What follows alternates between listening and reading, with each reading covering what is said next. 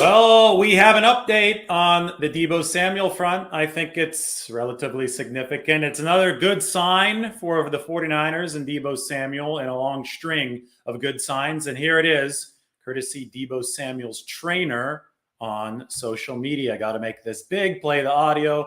Why don't you guys check it out? Yes, sir. We working. We about to get paid. No. He about to get paid. Again. Yes, sir. We working.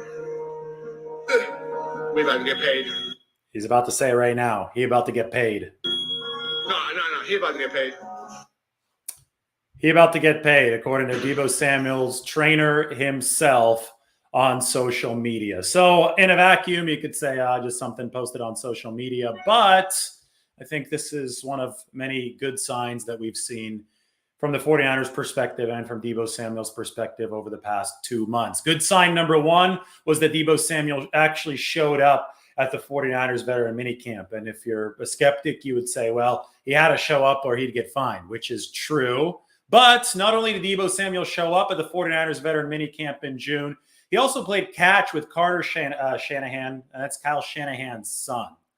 I don't think that you play catch with the coach's son in front of all the cameras unless the relationship has thawed a little bit, right? We had a freeze out when Deebo Samuel requested the trade back in April. Well, once we got to June, I don't think that we had as much of a freeze out. He was playing catch with Carter Shanahan out there on the practice field. That was good sign number two. Good sign number three, Deebo's actually hosting a football camp in the East Bay on Friday. He hosted one in South Carolina a few weeks ago. Remember, he's from South Carolina, went to school there. So he wanted to give back to the community there. And now he's going to be holding one out on the East Bay on Friday. That's ahead of the start of 49ers training camp next week. All players have to report on July 26th. So yet another good sign regarding all the tea leaves that we're trying to read as far as Deebo Samuel and a potential new contract with the 49ers. And finally, you just saw good sign number four. Deebo's trainer just said that Deebo is about to get paid. I don't think that Deebo's trainer would say that with Deebo Samuel himself standing right next to him unless contract negotiations were going well. So we have a short summary, and it's up on the screen right there. Everything is proceeding as it logically should be proceeding. Deebo Samuel was one of the best receivers in football, regardless of what Madden says with their ratings. I think they gave him an 89. I think anybody who watched the 49ers game last year recognizes that, if you had to put little number ratings on actual NFL players, not the video game version, Deebo Samuel took over a lot of those contests. You would say this guy is rated a lot higher than an 89. He's really, really good. He's a dominant player that saved the 49ers skin multiple times in 2021. And because they're so much better with him than without him, it has always made sense for the 49ers to pay top dollar for Deebo Samuel. It's always made sense for them to find common ground contractually so they can have this Swiss Army knife, this versatile weapon on their roster. And it's always made sense for Deebo to go this route as well because he's still under contract with the 49ers for another season on his rookie deal. So technically the 49ers have all the leverage. Deebo wants to get more money now through a signing bonus, and the 49ers want him on their football team. So there's been a whole lot of bluster over the last several months, but I've said keep it calm because leverage plus actual desires of both sides equal long-term contract for Deebo Samuel with the 49ers, and it certainly looks like we're headed toward that conclusion. So the question is, what will Deebo Samuel's new contract look like? And I've already written about this quite a bit up on The Athletic. I'll pop open one of the articles on the screen. This is what do details of A.J. Brown's new contract mean for Deebo Samuel and the 49ers. I wrote this back on May 3rd, so it's been 2.5 months. A.J. Brown, of course, was in a similar situation as Deebo earlier this offseason. Same agent, Tory Dandy. Same, entry year into the league, 2019. So he was also entering the lame duck year on his rookie contract, and he also wanted a new deal. Well, in the case of A.J. Brown, the Tennessee Titans traded him to the Philadelphia Eagles. The Titans might have panicked a little bit, or they just didn't want to deal with some of the injury issues that A.J. Brown brought to the table.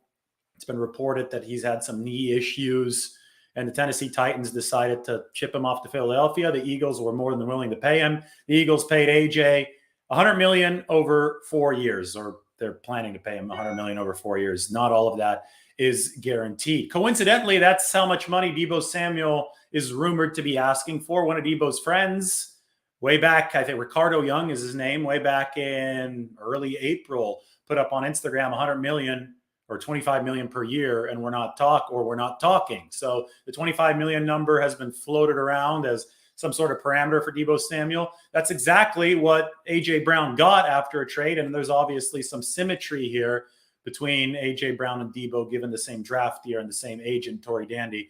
And I would wager I'd really wager that Tory Dandy was behind the Deebo Samuel trade request, just like he was behind the actual Deebo's A.J. Brown trade from the Titans to the Eagles. So if we use Brown's deal as a parameter, we see it right here. We see a big signing bonus spread out over several years to keep the 2022 cap hit low. In fact, A.J. Brown's cap hit for the Eagles in this season is only $5.6 million, which leads me to believe that the 49ers will do something similar with Deebo Samuel, which also really discredits the theory that the 49ers can't do anything with Deebo Samuel until they trade or release Jimmy Garoppolo. You could keep his cap hit low for 2022, guys, by backloading the deal. It won't hurt you because the league is about to be infused with $100 billion TV deal that's going to make the cap skyrocket. So you're seeing teams backload money, restructure deals, do this stuff all the time right now because cap inflation is real. Do not confuse it with real inflation, which also exists, but cap inflation is going to be outpacing the size of some of these contracts, at least for a couple of years. And that's giving rich teams that can pay out signing bonuses up front and diffuse that cap hit over several years, that's giving them a leg up. And the 49ers are obviously one of the rich teams in the NFL. We can look at the entire receiver market.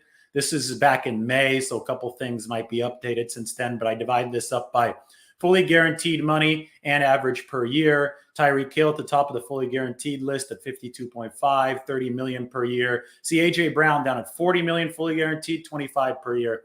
I really do think that Deebo Samuel is going to end up a tick above A.J. Brown and average per year. So, if we sort this by average per year, which I just did right there, we might see Deebo Samuel as the number 3 receiver in football. Then the question would be how much fully guaranteed money? Well, we'll be in DeAndre Hopkins territory, probably not in Tyreek Hill territory. In fact, that's probably what the 49ers and Samuel are negotiating right now. But the good news for 49ers fans, for Deebo, and for the 49ers themselves is that these negotiations do appear to be going well. So aren't you glad that the 49ers didn't freak out when this initially happened, just like all of social media, almost all of social media in April? One could argue that the Titans did freak out. They ended up losing one of their best players in A.J. Brown. He's now with the Eagles. They did get draft capital in return. They do have Treylon Burks now on the roster because they did use some of that draft capital, and they did go out and pick another receiver, that guy out of Arkansas. Burks, obviously the big target in the first round of this most recent draft. But Deebo Samuel is just too important and too valuable to the 49ers for them to jettison him like the Titans jettisoned A.J. Brown. In fact, I also wrote about this. Here you go. Just how valuable is Deebo Samuel to the 49ers? A deep look at his impact on offensive efficiency. And the 49ers, it turns out, because Deebo Samuel right here was one of the most efficient receivers, wideouts in football, and also one of the most potentially efficient backs in football.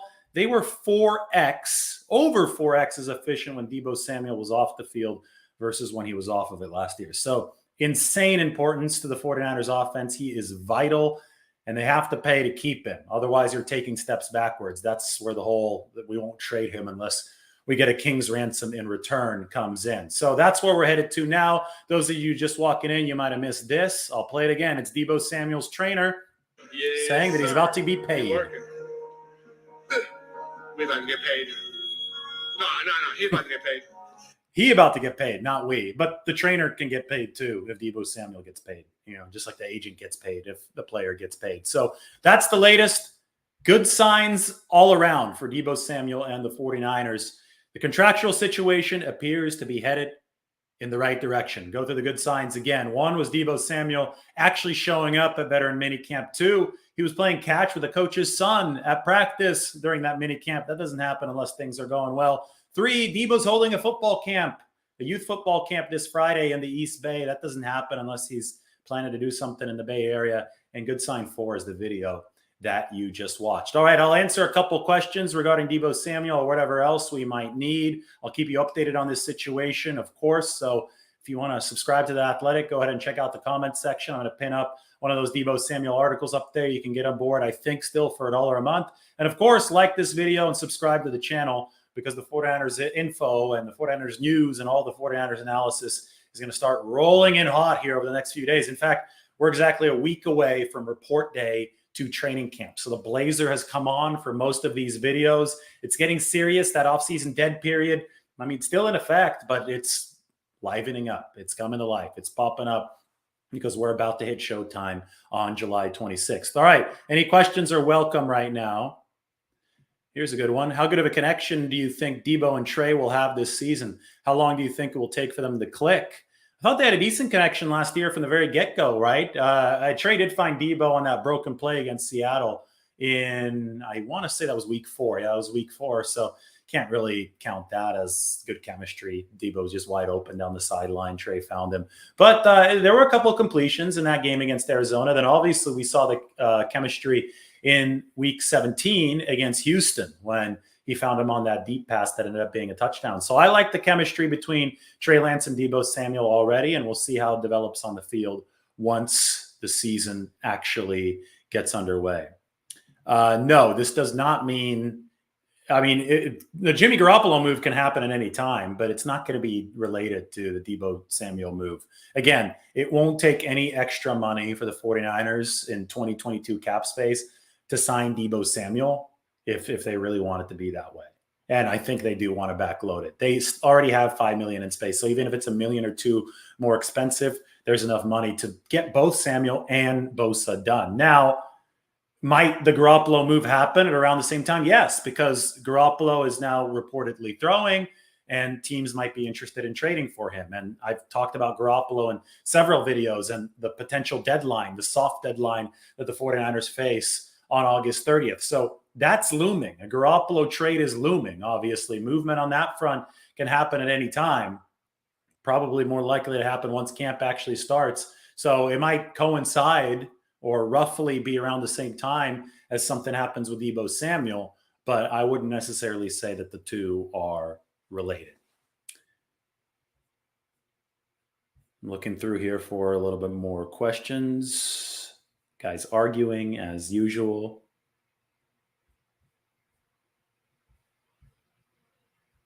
Do you see Deebo taking less carries out of the backfield? I see him taking less carries out of the backfield just because I think the 49ers have bulked up the backfield, right? Deebo ran out of necessity last year because everybody got hurt. At one point, they were pulling guys off the street, right? Jacquez Patrick, remember that guy? He came in. He got a cup of coffee with the 49ers. Everybody was getting hurt. Elijah Mitchell got hurt like 5+ times last year. So when the 49ers got desperate, they put Deebo in the backfield. They drafted Ty Davis-Price to beef up the running back room. I think that they should be more insulated. They got a little bit more size there this year. Jordan Mason, undrafted free agent, also weighs more than 220 pounds. In an ideal world, you don't want to use Deebo Samuel in the backfield, right? You hope that all your running backs actually stay healthy. But everybody's got a plan until they get punched in the face. That's what Mike Tyson said. And when the 49ers got punched in the face last year, when the running back room got punched in the face or punched in the knees because they weren't able to perform anymore due to all those injuries, the 49ers had to resort to Deebo in the backfield to continue to form the backbone of their offense. So, yes, I think he gets less action this year because I'm never one to predict injuries, especially since it seems that the 49ers have really focused on preventing as many injuries as possible by beefing up the size in the running back room. If you got any more questions, I will answer them. Is the chemistry between Aiyuk and Lance going to affect the chemistry with Deebo? You know, I think he had chemistry with both of those guys last year. Aiyuk had some nice performances, had some nice catches from Trey Lance in the games against Arizona and then in the game against Houston, and so did Deebo. So you need to have multiple targets because if one guy gets hot, he's going to get doubled. He's going to get a lot of defensive attention. So it makes the 49ers offense so dangerous. They have Aiyuk, they have Deebo, but on top of that, they have George Kittle. They have the stable of running backs. They have a receiver, number 3, like Juwan Jennings. You know, this year they're going to have Danny Gray, the really fast speedster, the guy at SMU. So this is a team that's loaded with talent, and that's a good thing for Trey Lance. But the most important piece, I think, Well, maybe Kittle and Samuel might be tied, but Deebo's up there, right? Deebo's versatility, the threat that he can bring in both the pass and the run game, and a multiple offense, one that tries to disguise what it's doing, like Kyle Shanahan's offense, really relies on these positionless skill position players. And that's why Deebo is so important to the 49ers. That's why, again, they're over 4x as efficient by EPA per play when Deebo was on the field versus when he was off of it last season. But that is a good question.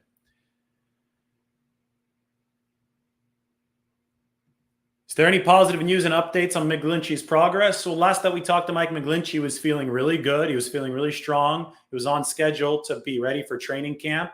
And, I mean, he even weighed himself a little bit earlier this offseason. He put the reading on the scale up there.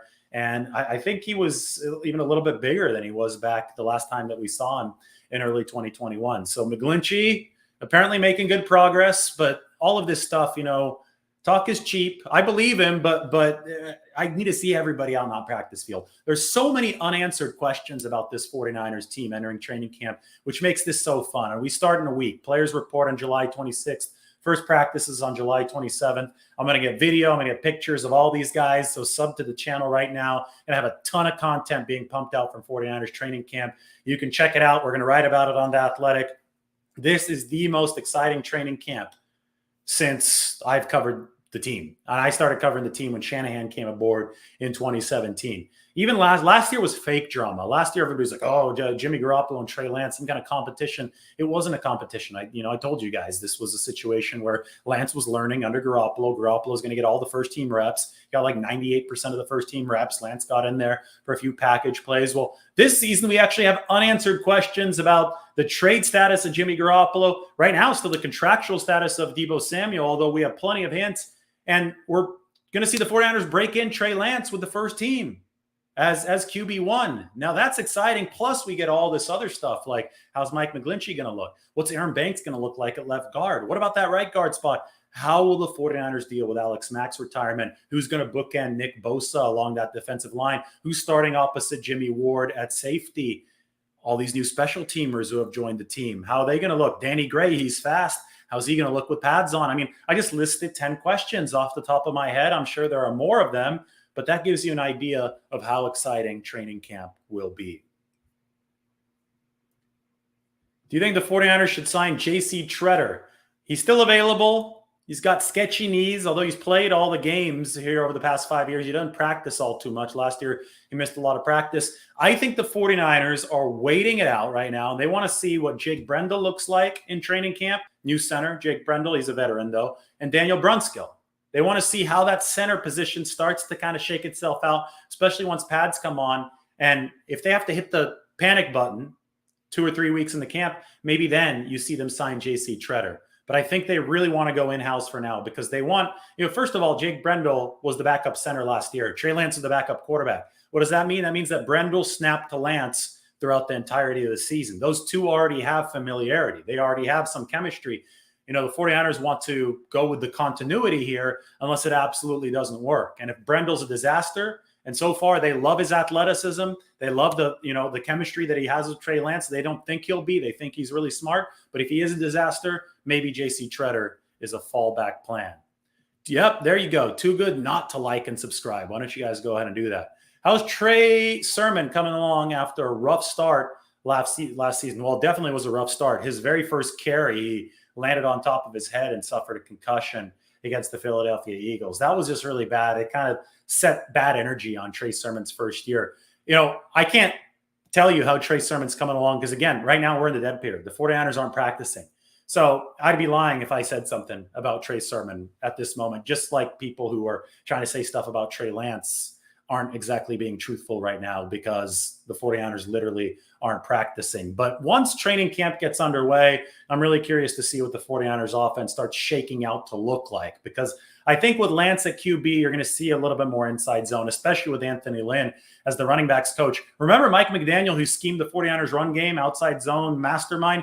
He's now with the fastest offense in football as the head coach of the Miami Dolphins. Anthony Lynn, who's taken over as the running backs coach for Bobby Turner, who's taking a year off, is going to have some schematic responsibilities to replace Mike McDaniel in the 49ers run game and how they draw it up. And the bread and butter for Anthony Lynn is a lot of that inside zone. So I think the 49ers are going to pair some inside zone with some read option because Kyle Shanahan has talked about running read option. He showed us that he's going to run read option with a mobile quarterback like Trey Lance. And if that's the case, I think Trey Sermon is going to have a chance to shine because he's not the speediest guy, but the plays that he really executed at Ohio State, he was rampaging there up the middle of the field. You know, I mean, he could slash. He's a slasher when he runs. And I really do think that Trey Sermon can fit into the tweaks that the 49ers will make to their running game this time around. Do you think the 49ers will alter their approach in defending Cooper Kupp this season? Well, I think they did a good job in Week 18. Darqueze Dennard came in at nickel back there. It was kind of an emergency situation later. And they didn't do as good of a job in the conference championship game. Both Kupp and Odell Beckham Jr. went off. What was the difference between those two games, by the way? Well, I could think of one, and it wasn't the secondary. It was the fact that the 49ers got a much better pass rush in Week 18 than they got in the conference championship game. Why did they get a better pass rush in Week 18? Because they completely shut down the run in Week 18. They did not shut down the run over the first half of the conference title game, and that allowed the Rams to build up a massive advantage in play count. I mean, it was death by 1,000 paper cuts. So by the time the second half rolled around, the 49ers were gassed defensively. The Rams were fresher offensively. Matthew Stafford hadn't gotten hit 10 times. And the 49ers secondary paid the price as a result. I say this because it's going to be all about rush over coverage for the 49ers. The bigger key than how the 49ers play Cooper Kupp in the secondary is how quickly the 49ers can get to Matthew Stafford. Who's going to complement Nick Bosa on the other end? Is Javon Kinlaw going to show up on the interior? Who's going to deliver the pressure that DJ Jones often brought last season? If the 49ers pressure the quarterback the way that they did in Week 18 against the Rams, if they do that instead of what they did in the conference title game, which was a lot worse, they'll neutralize Cooper Kupp. You've got to get to the QB before he has a chance to throw, before Cooper Kupp has a real chance to get open. You win this game by rushing the passer. The 49ers are built that way, and I think that's the most accurate answer to your question. Well, Talanoa Hufanga started strong safety. He's the favorite right now, but he's also the most familiar with the position on the 49ers roster because Tarvarius Moore missed all of last season with the Achilles. George Odom was with the Colts. Those two guys will throw their name into the ring, but Talanoa Hufanga started during OTAs and should be in that number one spot to start training camp. We'll see if Odom or Tarvarius Moore can make a move. Where do you buy your suits? This is just a blazer. I forgot where I got it, but as far as my suits, I love Suit Supply. That place, I think, is amazing. You've got designer suits at better prices. They should pay me to be saying this. They're not paying me, I swear. Suit Supply has a location on Maiden Lane right by Union Square in downtown San Francisco. They might have another location in the Bay Area. You go ahead and look it up. But they're in most major cities across the U.S. Yes, Stafford does make bad decisions with pressure in his face, just like most quarterbacks. I mean, there's a reason why offensive linemen get paid so much. There's a reason why protection is so important. So you got to pressure Matthew Stafford, not Stanford. Freudian slip there. Got to pressure Stanford. If you do that, you're going to be successful in the National Football League against the Los Angeles Rams, just like you'll be successful against most quarterbacks. I mean, I don't think Patrick Mahomes was making great decisions with pressure in his face during the Super Bowl against the Bucs a couple of years ago. Whenever Tom Brady's getting completely harassed, he doesn't have great games. So being able to win in the face of pressure as a quarterback, that's a rare thing, and it's usually not a very sustainable thing. QBs need the protection to be able to continue advancing forward and doing a good job. So the key to beating the Rams will be to beat that offensive line up front. All right, guys, thanks so much for joining the show today. Once again, this is the headlining banner. Deebo Samuel's contractual situation with the 49ers appears headed in the right direction. Like the video, subscribe to the channel. I'll keep you guys all updated. I promise. A lot of good 49ers content, including some 4K footage from practice, maybe some cinematic mode footage from practice in a week is coming. So if you want that, be sure to sign on right now with that subscription. I'll talk to you guys all soon. Thank you.